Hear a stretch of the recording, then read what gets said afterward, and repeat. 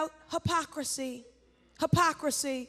I see people wearing crosses while they drag James Byrd, wearing crosses while killing Matthew Shepard, wearing crosses while shooting children in drive-bys, tattoos of crosses, tattoos of crosses, tattoos of crosses while you're killing children in drive-bys, wearing a cross around our necks while we beat our wives, cross around your neck while you beat your wife. Who's on watch? Well, we know what to do when a parent neglects a child. We know where to report that, but where do I report a nation that's neglecting its people? I'd like to make a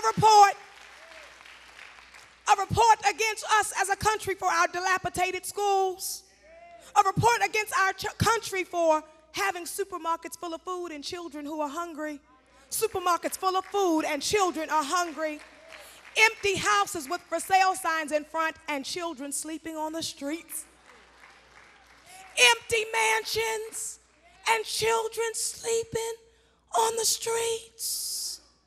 I see genocide. I see women being trafficked. I see men being locked up. And God said, Thema, it's not enough to be on watch. You can't just call it like you see it. You have to tell the people, what do you do when you're facing an enemy? What do you do when you're facing an invasion? Because the reason some people don't leave when they're told a storm is coming is they don't know how to get out. Some people stayed behind during hurricane night because they said they didn't have gas money. And as a community, we stay in the state we in because we say we don't know how to get out. And so I want to give you some strategies. This week, McCain and Obama were debating about strategies or tactics. I'm going to give you some strategies. If you want, you can call it a tactic. It really doesn't matter to me. When you're facing an enemy, sometimes you've got to flee. Sometimes you got to get out of there. Turn and tell somebody, get out of there. 1 Timothy 6:11 says, but thou, O man of God, O woman of God, flee these evil things. Flee these evil things. If you are in an abusive relationship, you got to get out of there. If you are in a church where you get dressed up, but you don't learn anything about Jesus, you got to get out of there. If you are on a job where you are disrespected and harassed and humiliated, you got to what? Sometimes it's okay to leave. Tell somebody, get to stepping. You don't have to stay and suffer all the time.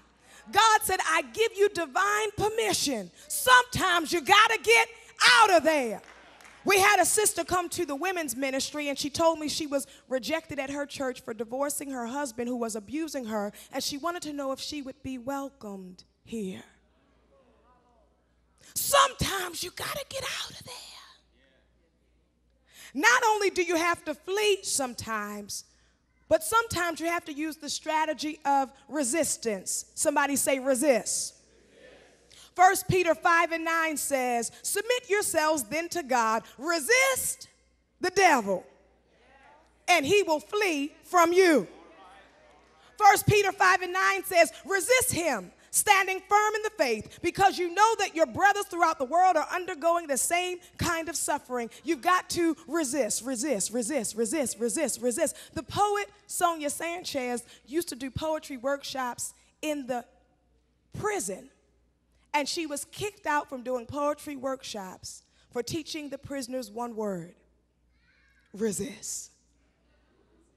Resist. She wanted them to write poems about resist.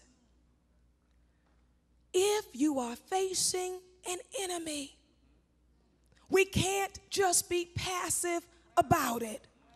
When you're under attack, it's not always the time to smile and turn the other cheek.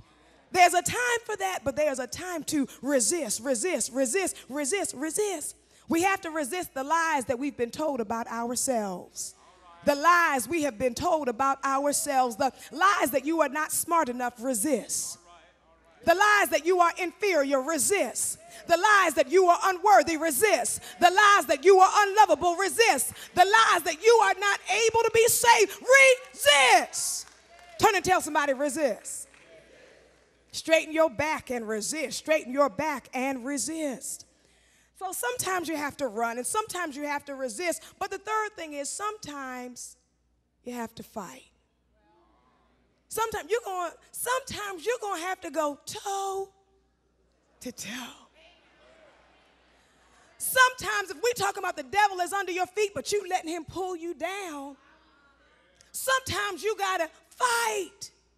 1 Timothy 6:12 says, fight the good fight of faith. Lay hold on eternal life, whereunto thou art called. Ephesians 6:12 says, for we wrestle not against flesh and blood, but against principalities, against powers, against the rulers of darkness of this world, against spiritual weakness in high places. Spiritual wickedness in high places. We're going to have to fight. When you see racism, you have to. When you see sexism, you have to. When you see harassment, you have to. When you see self-hatred, you have to. When you see our community being eaten up, you have to. If you're dealing with an addiction, you're going to have to. The only way to get clean is to fight. The only way to get clean, do I have a witness in here? The only way you're going to get clean is going to be the fight of your life. And guess what? When you wake up tomorrow, you're going to have to what? Fight again. Every day you're going to have to get up willing to fight for your life, fight for your life, fight for your life. Sometimes you're going to have to fight. There's just two more. The fourth one is, we've heard a lot about what's called the Bush Doctrine. Not everybody agreed on what that was. The Bush Doctrine is the ability to engage in a preemptive strike. That means if you think somebody about to swing on you, you could swing first.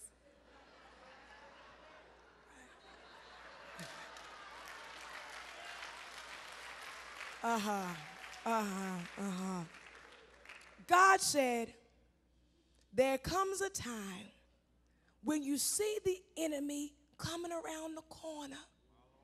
Don't wait for him to take over your church. Don't wait for him to steal your marriage. Don't wait for him to wipe out your children. When you see the head coming, you got to wipe him out. Too many of us have been playing nice with the devil, trying to act like our children are not under attack, sitting around with the abuser acting like everything is everything. God